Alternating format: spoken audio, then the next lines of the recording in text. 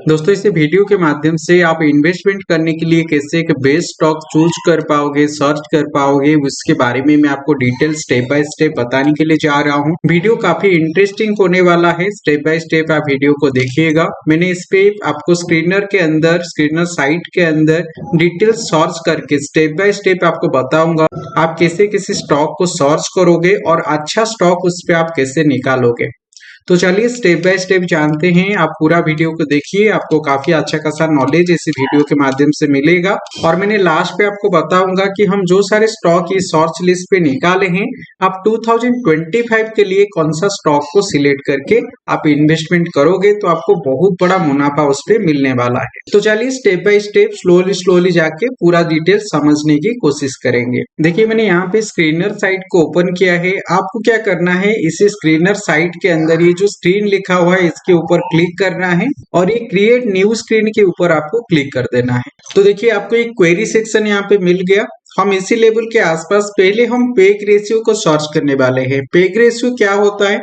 Peg ratio हमको company कितना fundamentally strong है, कितना वीक है, कितना एवरेज कंपनी है, उसके बारे में बताता है। पेग रेशियो अगर 0 से 1 रेंज के अंदर रहता है तो कंपनी फंडामेंटली काफी स्ट्रांग होता है। अगर 1 से ज्यादा होता है, 2 से कम होता है तो फंडामेंटली एवरेज कंपनी होता है। मतलब लोग जितना एक्सपेक्ट कर रहे हैं उतना इनकम कंपनी जनरेट करके दे देता है। लेकिन अगर 2 से ज्यादा या 0 से अगर कम होता है तो फिर वो कंपनी उतना फंडामेंटली सही नहीं होता है। इसीलिए ये लेवल के आसपास पहले हमको जो पेग रेशियो सर्च करना है, हमको 0 से ज्यादा और 1 से कम वाला जो पेग रेशियो है वो सर्च करना है। तो ये लेवल के आसपास देखो मैंने ये क्वेरी के अंदर लिख दिया। अभी मैंने रन दिस क्वेरी के ऊपर क्लिक किया तो देखिए इसी लेवल के आसपास हमको 967 कंपनी मिला। लेकिन देखो हम तो पूरा 967 कंपनी के अंदर इन्वेस्टमेंट वगैरह करके नहीं जा सकते। हमको इसको और थोड़ा फिल्टर आउट करके निकालना पड़ेगा। ये देखो जो भी कंपनी हमको अभी देखने के लिए मिल रहा है ये फंडामेंटली काफी स्ट्रांग कंपनी है। तो हमको और फिल्टर पे क्या क्या चीजें ऐड करना है, तो देखो यहाँ पे 967 कंपनी के अंदर हम इन्वेस्टमेंट नहीं करेंगे। हमको इस पे क्या चाहिए, हमको इसी कंपनी के अंदर जो कंपनी लार्ज कैप कंपनी है, देखो 3 टाइप का कंपनी होता है, small cap, large cap, mid cap. Small cap company जिसका मार्केट कैपिटलाइजेशन 5000 करोड़ से कम होता है वो स्मॉल कैप के रेंज के अंदर आता है। जिसका मार्केट कैपिटलाइजेशन 5000 से 20000 करोड़ रेंज के अंदर आता है वो मिड कैप कंपनी रेंज के अंदर आता है। और जिसका मार्केट कैप 20000 करोड़ से भी ज्यादा है वो लार्ज कैप रेंज के अंदर आता है। तो हम ये लेवल के आसपास क्या करेंगे, जो मार्केट कैपिटलाइजेशन है ग्रेटर देन 20,000, देखो मैंने यहाँ पे लिख रहा हूँ और मैंने अभी एक क्वेरी को रन कर दिया। अभी देखो डायरेक्ट 967 कंपनी से कितना कंपनी अभी हमको फिल्टर आउट होके मिल गया, 62 कंपनी। हमको क्या करना है, इसी 62 कंपनी के ऊपर फोकस करना है। मैंने उसको और थोड़ा फिल्टर आउट कर देता हूँ पी वैल्यू के हिसाब से। तो पी वैल्यू मतलब प्राइस टू अर्निंग वैल्यू के हिसाब से हम कैसे स्टॉक को फिल्टर आउट करेंगे। ये प्राइस टू अर्निंग अगर 20 से 25 रेंज के अंदर रहता है तो एक एवरेज कंपनी माना जाता है। लेकिन अगर 25 से ज्यादा हो जाता है तो फिर वो ओवर वैल्यू कंपनी हो जाता है। हमको उसी कंपनी पे इमीडिएट इन्वेस्टमेंट वगैरह नहीं करना है, थोड़ा वेट करना है प्राइस टू अर्निंग नीचे आने के लिए। लेकिन अगर 20 से नीचे रहता है प्राइस टू अर्निंग तो फिर वो एक अट्रैक्टिव माना जाता है और वो कंपनी पे आगे अच्छा प्रॉफिट हमको देखने के लिए मिलता है। इसीलिए ये लेवल के आसपास मैंने एक बार प्राइस टू अर्निंग को भी यहाँ पे ऐड कर देता हूँ। तो ये देखो इसी लेवल के आसपास मैंने और एक चीज यहाँ पे ऐड कर दिया, जो पी वैल्यू है, प्राइस टू अर्निंग है, वो लेस देन 20 बोल के मैंने यहाँ पे ऐड कर रहा हूँ क्योंकि मुझे थोड़ा अट्रैक्टिव स्टॉक चाहिए। तो देखो जो 67 कंपनी था, अभी देखो कितना कंपनी हमारे पास बच गया, 44 कंपनी। तो हमको क्या करना है, ये 44 कंपनी को और थोड़ा फिल्टर आउट करना है। ये फिल्टर आउट जो करेंगे हम आगे उसका ग्रोथ को देख के फिल्टर आउट करने वाले हैं। तो देखो ग्रोथ फैक्टर पे उनके एक चीज है, मैं आपको अभी शेयर करूंगा।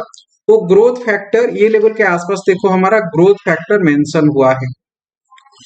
ये जो ग्रोथ फैक्टर होता है उसका काम क्या है, ये एक पैरामीटर होता है 0 से 10 रेंज के अंदर। अगर ग्रोथ फैक्टर 7 या 7 से ऊपर की तरफ रहता है तो आगे आने वाले जो ग्रोथ है वो कंपनी का काफी ज्यादा होने वाला होता है।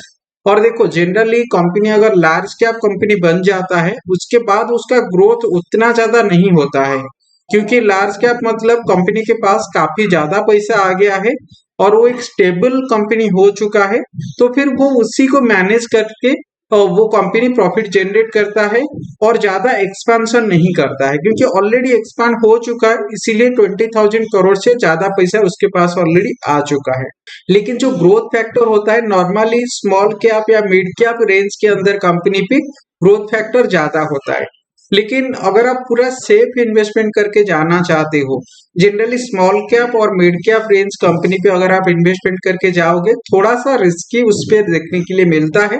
जो लार्ज कैप कंपनी होता है उस पर थोड़ा रिस्क कम हो जाता है इन्वेस्टमेंट करके जाने के लिए। लेकिन अगर हम लार्ज कैप कंपनी पे 7G फैक्टर के ऊपर अगर हमको कंपनी मिल रहा है तो एक अच्छी बात है, मतलब एक लार्ज कैप कंपनी है उसके साथ आगे उसका ग्रोथ भी और ज्यादा हमको देखने के लिए मिलेगा। तो इसीलिए ये लेवल के आसपास हम जो भी सर्च करेंगे जी फैक्टर 7 से ऊपर की तरफ देखेंगे। अगर 7 से नीचे या 4 से ऊपर होता है तो फिर वो एक एवरेज ग्रोथ फैक्टर वाला माना जाता है कंपनी। अगर 4 से नीचे हो जाता है तो फिर उसका ग्रोथ उतना आगे आने वाले दिनों पे देखने के लिए नहीं मिलेगा, इसीलिए हमको जनरली 7 से ऊपर वाला कंपनी के ऊपर फोकस करना चाहिए। इसीलिए ये लेवल के आसपास मैंने एक चीज अभी ऐड कर रहा हूँ कि जो जी फैक्टर है, G factor greater than equal to 7 बोल के मैंने डाल दिया और मैंने उसको अभी रन कर रहा हूं। तो अभी देखो कितना कंपनी हमको मिल रहा है, टोटल 15 कंपनी। ये देखो 967 कंपनी जो फंडामेंटली अच्छा कंपनी है, 967 कंपनी से हम अभी 15 कंपनी के आसपास आके पहुंच गए। तो आपको क्या करना है, नेक्स्ट ईयर या आप कुछ साल के लिए अगर आप इन्वेस्टमेंट करना चाहते हो तो आपको इसी 15 कंपनी के ऊपर फोकस करके जाना है। तो अगर आप इसी 15 कंपनी के ऊपर फोकस करके जा रहे हो तो आगे आने वाले दिनों पे आप अगर इन्वेस्टमेंट करोगे आपका जो प्रॉफिट है वो प्रॉफिट ग्रो होने का चांस बहुत ज्यादा रहेगा। और मैंने आपको बताया था कि वीडियो का लास्ट पे मैंने आपको ये 15 कंपनी के अंदर जो सबसे अच्छा कंपनी होगा, एक या दो कंपनी मैं आपके साथ शेयर करने वाला हूं। तो वो देखो हम इसी लेवल के आसपास और थोड़ा फिल्टर आउट करेंगे। इसी लेवल के आसपास देखो हमको क्या करना है, जो पी वैल्यू है, जो सबसे कम पी वैल्यू है, मैं उसी दो कंपनी को अभी सिलेक्ट करने वाला हूं। दोस्तों यहाँ पे मैंने जो भी एनालिसिस करके आप लोग के साथ शेयर कर रहा हूँ ये एजुकेशनल पर्पस के लिए है। ये कोई भी पोजीशन वगैरह आप इस पे बनाने से पहले आप खुद आपके फाइनेंशियल एडवाइजर के साथ एक बार बात कर लीजिए। ये नॉलेज पर्पस के लिए मैंने शेयर कर रहा हूँ, आपको कैसे नॉलेज मिलेगा, आप खुद कैसे एनालिसिस कर पाओगे उसके लिए मैंने शेयर कर रहा हूँ। ऐसे नहीं कि आप पूरा फोर्सफुली इसी पे इन्वेस्टमेंट करके जाओगे, ऐसा नहीं है, ये सिर्फ नॉलेज के लिए मैं शेयर कर रहा हूँ। तो देखो इसी लेवल के आसपास हमको क्या करना है, हमको ये पी वैल्यू के ऊपर देखना है। तो जो पी वैल्यू सबसे लेस है, मैंने 3 पी वैल्यू लेस वाला कंपनी को अभी यहाँ पे फाइंड आउट कर रहा हूँ। तो देखो पहला जो सबसे कम पी वैल्यू ये लेवल के आसपास देखने के लिए मिल रहा है, ये यूनियन बैंक के ऊपर 5.77।